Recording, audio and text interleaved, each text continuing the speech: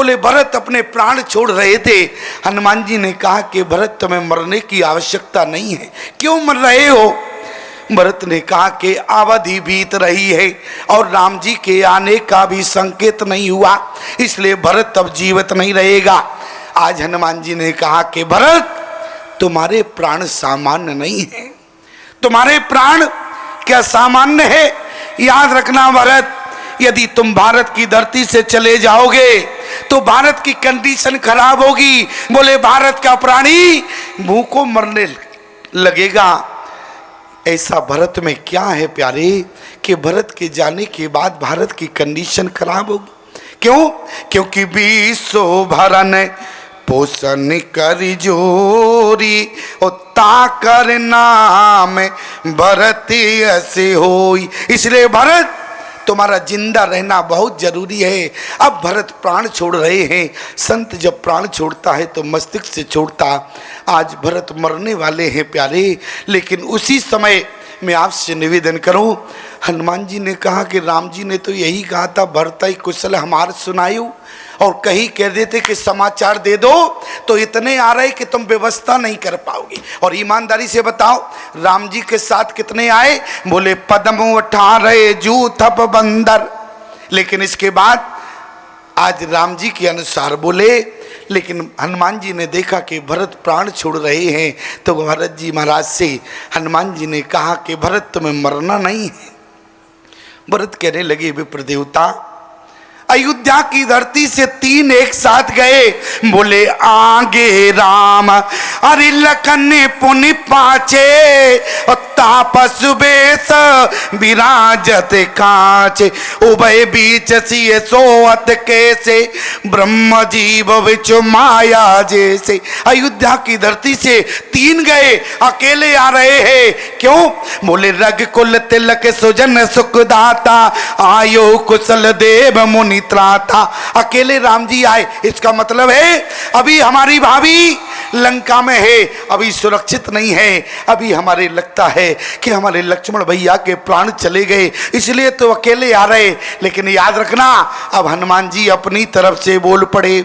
हनुमान जी ने कहा रिपुर न जीत अरे सुजस सुरगावत और सीता सहित अनुजो प्रभु आम सुनत बचन बिसरे सब दुखा को तुम ताते काते आए मोये परम प्रिय बचन सुनाए। तुरंत भरत जी महाराज उठे और हनुमान जी ने अपना परिचय दिया, मारुत सो तुम्हें अरे कपि हनुमाना। तो उसी समय भरत ने हनुमान जी को अपनी छाती से लगा लिया। अयोध्या वासियों ने कहा भरत अब मरोगे नहीं क्या? भरत ने कहा दिमाग खराब हो गया, हम क्यों मरे? अरे बोले तुमने प्रतिज्ञा की थी, और याद रखना भरत तुम्हारे रघुकुल में वचन की मर्यादा बहुत है, और तुमने चित्रकूट की धरती पर कहा था अवधि बीतने के बाद राम जी आए तो भरत जिंदा नहीं रहेगा।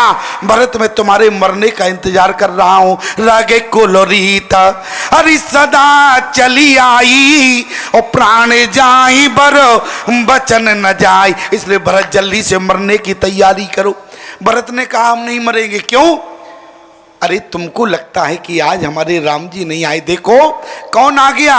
बोले का पिता बदरस अरे सकल दुख बीते और मिले आज मोहे राम प्रीते। याद रखना प्यारे, राम जी पर जब भी संकट आया है तो उनके संकटों का मोचन श्री हनुमान जी ने किया। क्यों? कभी आपने विचार किया हनुमान जी संकट मोचन किसके हैं? बोले राम जी के हैं। क्यों हैं? क्योंकि प्यारे जिस समय शंकर जी पर संकट आया, आप कहेंगे शंकर जी पर संकट कब आया? हमने तो आज तक नहीं सुना। ईमानदारी से बताओ शंकर जी पर संकट आया कि नहीं? आप कहेंगे कब आया? हमने आज तक नहीं सुना। तो याद रखना, जिस समय भस्मासुर को वरदान दिया उस समय संकट शंकर जी पर था। आप कहें कैसे संकट था? अरे जब भस्मासुर को वरदान दिया तो भस्मासुर शंकर जी के पीछे दौड़ गया, और जैसे ही शंकर जी के पीछे दौड़ा तो सबने कहा कि भस्मासुर क्या कर रहे हो? शंकर जी ने तुम्हें वरदान दिया, इनको तो छोड़ो कम से कम। अरे बोले नहीं, बोले इनका नाम है भोले, और मैं इसलिए सबसे पहले इनको समाप्त करूंगा, ऐसा ना हो कि दूसरा भस्मासुर पैदा हो जाए, इसलिए भस्मासुर बनाने वाली फैक्ट्री को ही हम समाप्त कर देंगे। भस्मासुर बनाने वाली फैक्ट्री कौन है? शंकर भगवान है। तो शंकर भगवान कहाँ गए? नारायण के पास। तो नारायण ने मोहिनी रूप बना के भस्मासुर का अंत किया कि नहीं किया?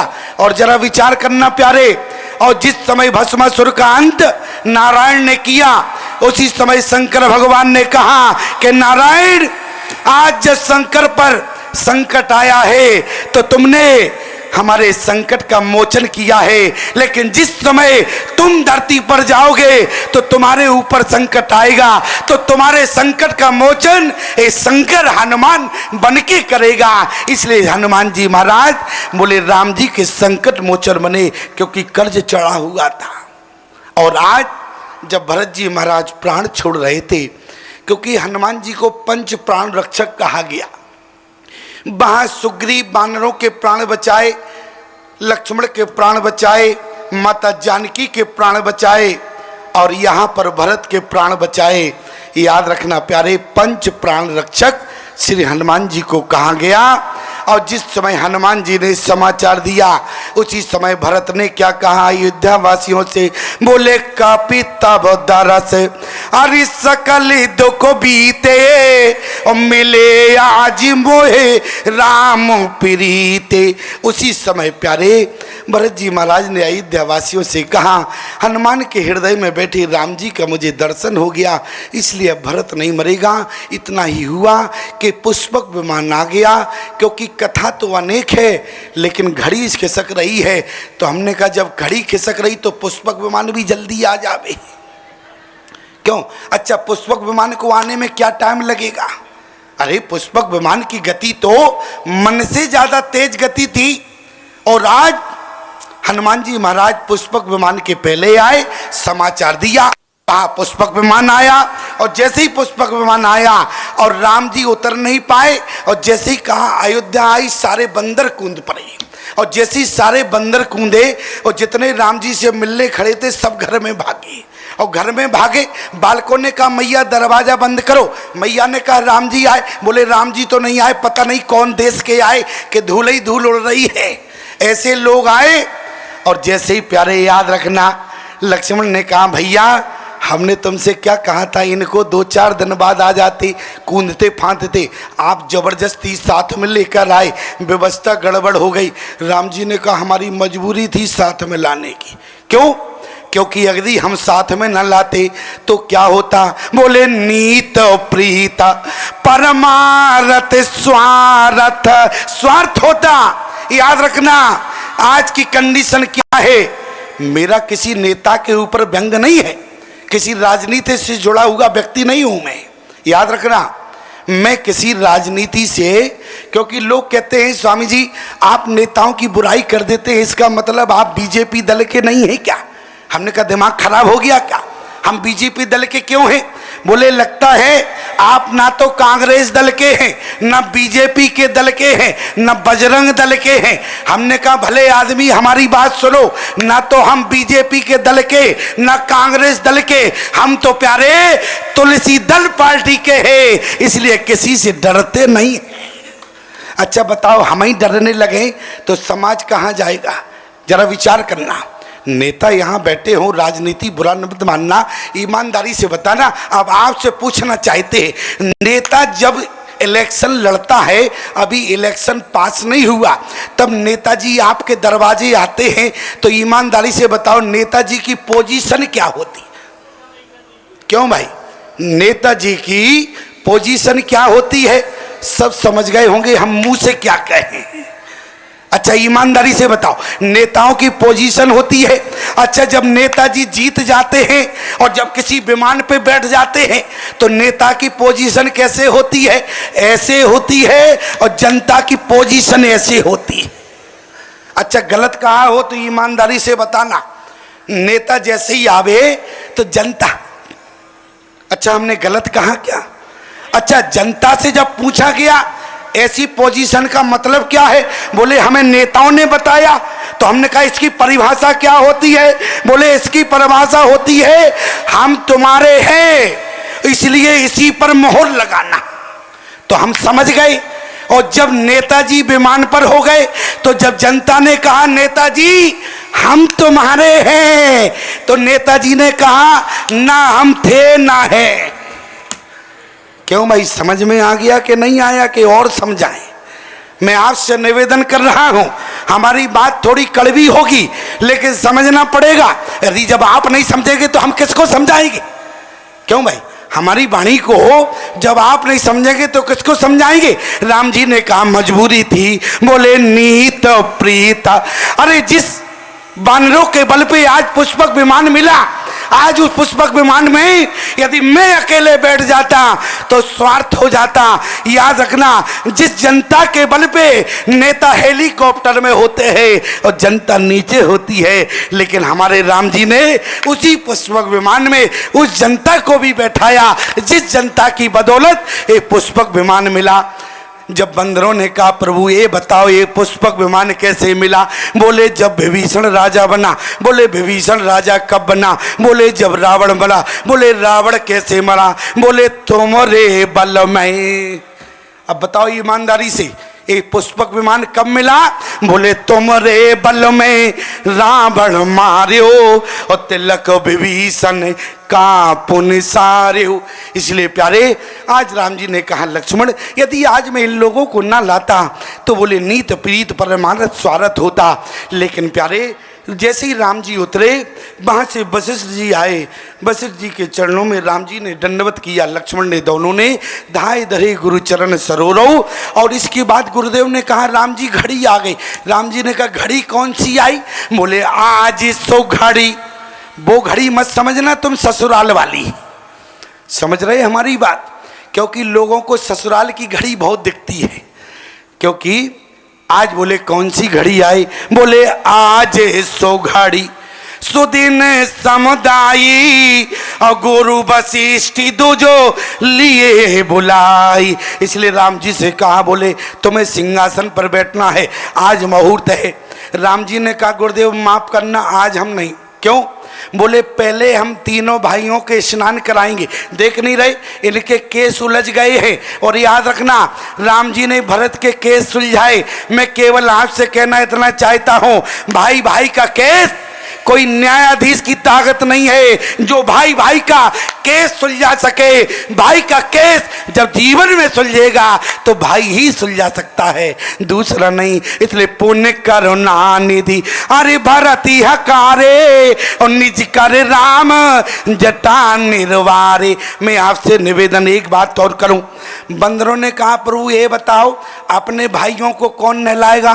राम जी ने कहा हम नहलाएंगे। और बोले हम कैसे नहाएंगे? अरे बोले सरयू है, जाओ डुबकी लगाए आओ। लक्ष्मण ने कहा तुमको कोई नहलाएगा क्या? अरे भाइयों की बात हो रही, तुम्हारी बात किसने की? जाओ सरयू में डुबकी लगा के आ जाओ। बंदरों ने कहा बाप प्रभु, लंका में तो हमको अपना बना रहे थे और यहाँ आए तो भाइयों के स्नान की बात कर रहे। राम जी ने कहा जल्दी बताओ चाहते क्या हो? बंदरों ने कहा हम चाहते हैं जब तुम भाइयों को स्नान करा सकते हो तो हमें भी नहलाना पड़ेगा। लक्ष्मण ने कहा भैया इनको कौन नहलाएगा? आप जाओगे नहलाने? राम जी ने कहा चिंता मत करो। राम ने कहा सेवक ने बुलाई और प्रथम सकिने अने बाबा जाई। सारे सेवक जितने आए हाथ जोड़कर खड़े हो गए, बोले माफ करना हम इनको नहीं नहला सकते। राम जी ने कहा क्यों नहीं नहला सकते? अरे बोले दो चार होते पकड़ के डुबकी लगा देते, लेकिन पदम 18 जूथा बंदर कौन नहला सकता है? इनमें डिसिप्लिन नहीं होता, एक को पकड़ेंगे दूसरा वहाँ चक्कर चला जाएगा। तो राम जी ने कहा बात कैसे बनेगी? लक्ष्मण ने कहा तुम ही समस्या निपटाओ, तुम लेकर आए, तुम जानो, तुम्हारा काम जाने। हमें तो लगता है अब राम राज्य नहीं होगा। क्यों? क्योंकि सेवकों ने कहा प्रभु एक दिन तो नहीं 2-4 दिन नहलाने में लग जाएंगे। और प्रभु जब 2-4 दिन की बात आई तो बोले अब लगता है राम राज्य नहीं होगा। क्यों? बोले आज सौघारी सुदिन समुदाई, आज नहीं होगा। लेकिन राम जी ने कहा लक्ष्मण राम राज्य होगा, आज ही होगा। लक्ष्मण ने कहा आज कैसे होगा, लेकिन याद रखना प्यारे, राम जी ने कहा लक्ष्मण राम राज आज होगा।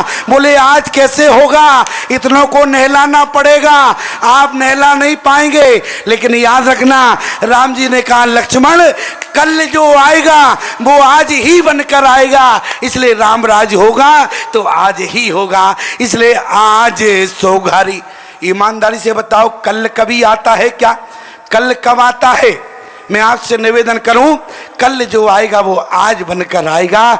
मैं केवल अंतिम बात कह के वाणी को विराम, मैं आपसे निवेदन कर रहा हूं। राम जी ने कहा लक्ष्मण तुम चिंता मत करो, सारे बंदर 2 मिनट में नहा लेंगे। अच्छा जरा विचार करो, राम जी किस संस्कृति में पैदा है? भारतीय संस्कृति में। और रावण किस संस्कृति में पैदा है? बोले विदेशी संस्कृति में। याद रखना भारतीय संस्कृति और विदेशी संस्कृति में अंतर है। एक व्यक्ति ने हमसे कहा स्वामी जी अपने अपने देश का कल्चर होता है, आप कैसे कह सकते हैं? हमने कहा एक बात याद रखना, भारतीय संस्कृति और विदेशी संस्कृति में अंतर है। बोले अंतर क्या है? हमने कहा विदेशी संस्कृति कहती है खाओ पियो मौज करो और रहो होटल में, मरो चाहे हॉस्पिटल में। ये पाश्चात्य संस्कृति है। और याद रखना प्यारे, भारतीय संस्कृति कहती है जियो तो ऐसे जियो कि चैन से मर सको और मरो तो ऐसे मरो कि मरने के बाद लोग तुम्हें याद भी कर सकें। ये भारतीय संस्कृति है। याद रखना भारतीय संस्कृति और विदेशी संस्कृति में अंतर क्या है? आप पढ़े लिखे हैं, विदेशी संस्कृति ऐसे एप्रिल शुरू होती है, जेड से जेब्रा बनाकर छोड़ देती है। और भारतीय संस्कृति आज से अनाड़ी शुरू होती है और ज्ञा से ज्ञानी बनाकर छोड़ देती है। ये भारतीय संस्कृति हुआ करती है। यदि हमारी बात ना मानो तो मानस के सिद्धांत को देखो। जिस समय मारीच के पास रावण गया तो बोले हो कपट मेरे तुम्हें छलकारी और जय विधिहारिया नौ नृप नारी। रावण ने मारीच मनुष्य था पशु बना दिया और हनुमान जी ने सारे पशुओं को क्या बनाया? हनुमनाद सब बानर वीरा धरे मनोहर मनरज शरीरा। ये भारतीय संस्कृति है। गुरुदेव ने कहा स्नान हो गए राम जी अब जल्दी से, तो अनुबाए प्रभु तीनों भाई। इसके बाद गुरु अनुशासन मांग नहाई। समय आ गया, घड़ी आई और जैसे ही राम जी बैठे तो राम राज बैठे तेरे लोका ओ हर से तो भये गए सब शोका। याद रखना लोग हमसे पूछते हैं राम राज कब होगा? हमने कहा राम राज होगा, पहचान अपने आप हो जाएगी। हमने कहा प्रमाण है क्या? बोले राम राज बैठे तेरे लोका हर से तो भये गए सब शोका। देख देव के भौतिक तापा राम राज नहीं काहू व्यापा। इसलिए प्यारे जिस दिन राम राज होगा अपने आप समाज सुखी हो जाएगा। समझ लेना उस दिन भारत में राम राज हो गया। लेकिन सरकार का प्रयास है भारत में राम राज हो तो सरकार की चलती सरकार की केवल सड़कों पर होती है। सरकार राम राज्य नहीं करा सकती प्यारे। याद रखना बोले सरकार राम राज्य नहीं, राम राज्य जीवन में होगा तो ये तो संतों के आशीर्वाद से ही होगा प्यारे। संतों के आशीर्वाद से ही राम राज्य होगा। और आज जिस समय राम जी बैठे राम राज्य बैठे तेरे लोका हर से तो बहे गए सब शोका। उसी समय बोले प्रथम तिलक अरे वशिष्ठ मुनि की ना और पुण्य सब विप्रन आयो सो दीना। सो तो भी लोक हरसी मातारी बारे बार आरती उतारी। राम राज हुआ प्यारे।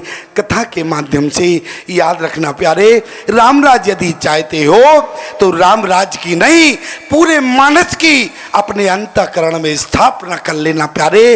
अंत में राम राज अपने आप हो जाएगा।